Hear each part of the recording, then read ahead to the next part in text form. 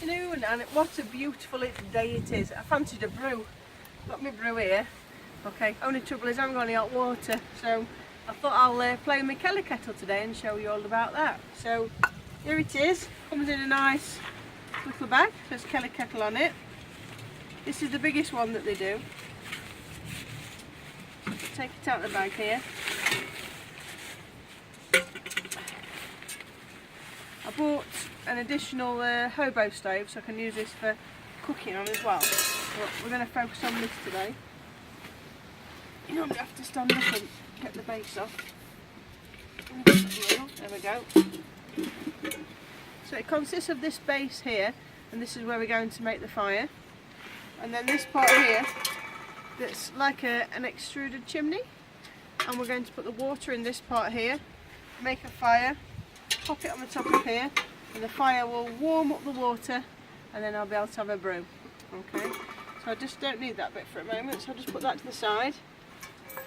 Now you can see there's a hole there. You can use this hole to regulate the airflow into your fire, so ideally you need that to be at the angle where the air is coming from, and then you can put your body in front of it to restrict the flow, or let the flow come if you want it to be a bit hotter. So I'm going to put it in there because the wind's coming over from there today. Now I've got a little kit here. I've got all my fire stuff all in this. This is actually an ammunition box I got from Cabela's in America when I went travelling, and I use this because it's waterproof. So I've got all my bits and bobs in here to start the fire. And this one here, I've got all my tinder. Okay, so I've got stuff like thistle heads, I've got birch bark, I've got some twigs, I've got some tissues, and I've got some sisal which I can split up. So if I was doing a fire all with natural materials, apart from the tissues obviously, this is the type of thing I'll be using. I've got some dry twigs in there as well. Okay, also in here I've got my little bag of shavings. So I've got different size shavings, and then I've got some cotton wool. Cotton wool works really brilliantly if you put a blob of hand gel on it, and that acts as a fuel. There's alcohol in this, and you can put a blob of the hand gel on your cotton wool before you light it, and that will give you a couple of seconds to get your fire going. That works quite well. When you're starting off, I recommend you use your cotton wool. And then also in here I've got some sticks of various sizes. Now what we have to do is make a raft in the bottom of our pan. So I'm going to put some sticks in the pan.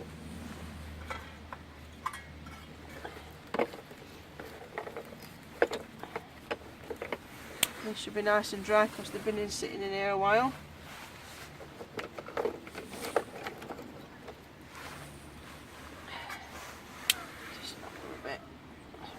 That way, okay, and then I'm going to put some sticks across the other way. Can you tell me about a rule for having the sticks the width of your fingers? Yeah, you want to be really looking at the first ones you do are the size of your little finger, and the size of your thumb, and then the size of your wrist. So if you're making a big fire, that's what you would do as a guide. But on this one really, you just want to get sticks in your raft. And do 3 layers. Some of these are a little bit big, I need to snap some of them. Put that one in there. Then on top of the sticks we're going to build a little nest. So that'll be our next part. So that's probably enough sticks, maybe one more. Like that. Why are you building a raft? Because you want to get the air underneath, the airflow. So by having a raft you can get the air underneath your fire, and then that should work nicely. And then what I'm going to do is get some shavings. Put some shavings on the top. If I had some straw that'd be good, but I haven't got any straw.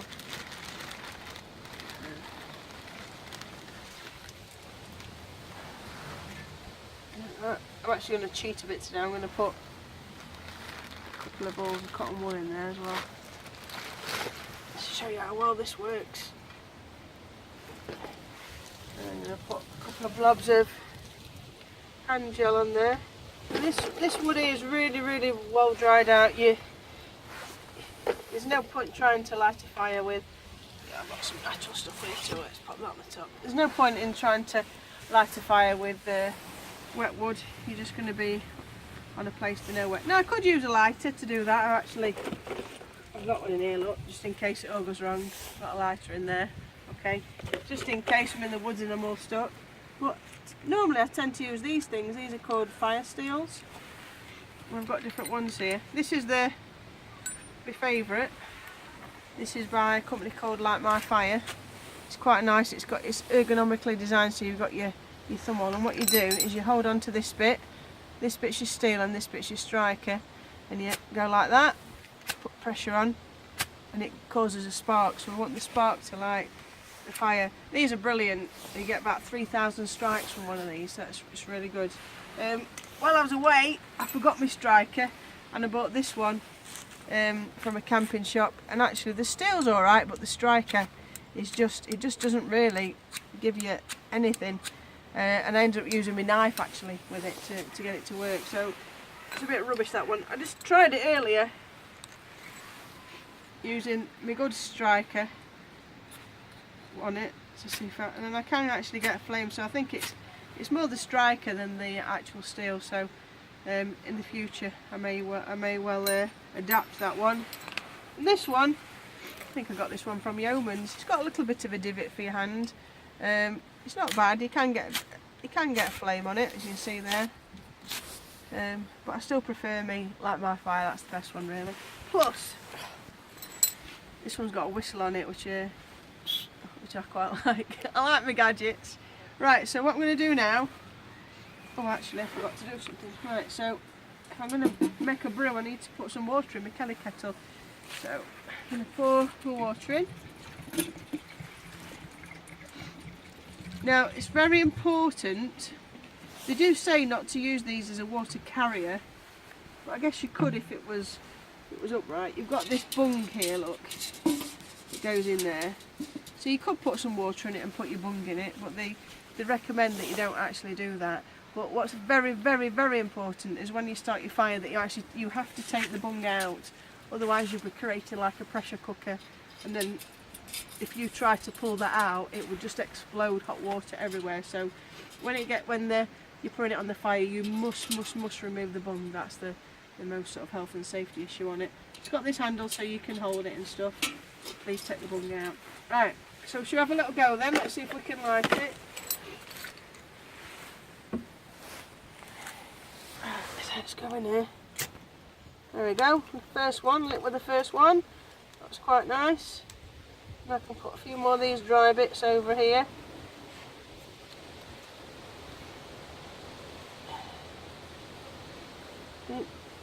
One of the big mistakes people make is they put the chimney on too quick.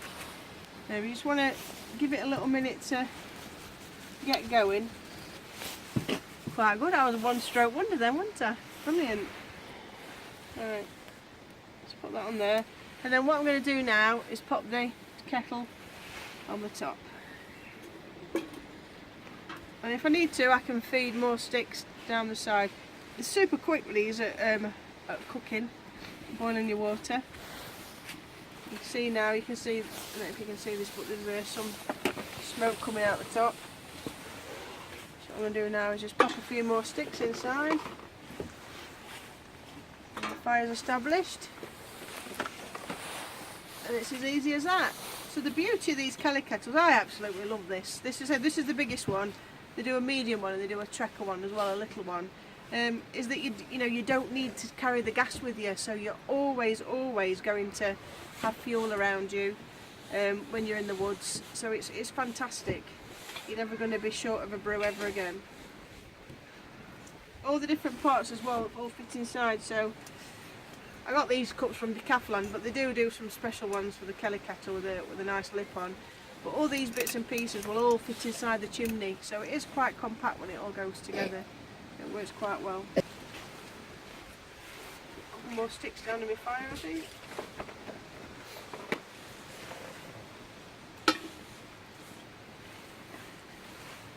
We just have to wait now. I didn't talk about myself. I forgot to tell you about Sanitizer. This is really good, this stuff. Have my knife on.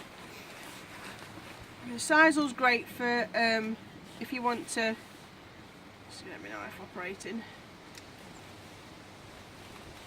If you want to tie up your tarp and stuff, but what you can do as well to help you start a fire, if you've got some of this stuff, you can then, I didn't put any on today, you can separate the strands like this, and they're really good, and then put them on your fire, and they're really great for catching fire. So not only is it good for tying up your tarp and things like that, but also it's a great little handy tool. I mean, if you're mega stuck, you know, you can take some fluff out your coats, you know, if you're desperate, anything, belly button fluff, pencil sharpenings work really well, fluff out the tumble dryer, all stuff like that. Save it all, put it in a little bag, it's all fantastic for starting your fire.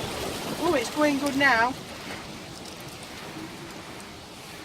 See the flames licking out the top, so it does a great job. And then we just wait for it to finish boiling. I've got my nice lemon tea in here.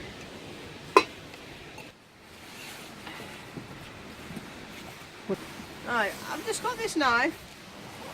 Family member Leon gave me this, so it's proper sharp. I really like it. So I'm just getting used to it, but I like the fact it's got a clip on it, so I can put it in my belt while I'm trekking around. You can push this bit here to release it, so you don't have to faff about with the blade. It locks into position, which is good, so you know it's not going to fold over on you when you're using it. And you just press this little part here to put it all back together again. It's really nice. It's quite heavy, it's got quite a nice weight to it, but it feels really good in your hand. So it's Mil Spec is the brand. It's got a little star on the side, and it's a surgical steel, so it's not had to go out in the woods yet, this one, but I'm looking forward to taking it out. So thanks, Leon, what a great thing to give me, thanks very much. Right, the water boiling now, let's have a little look. Oh, it's nearly there.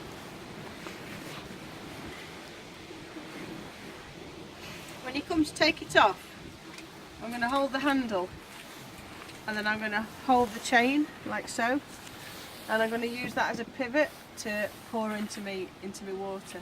Okay, it's going to be boiling hot, so I need to be really careful when I'm doing that. But yeah, the main thing really is just to make sure, it says it on here actually, do not boil with the stopper in place, just so make sure that you take this stopper out.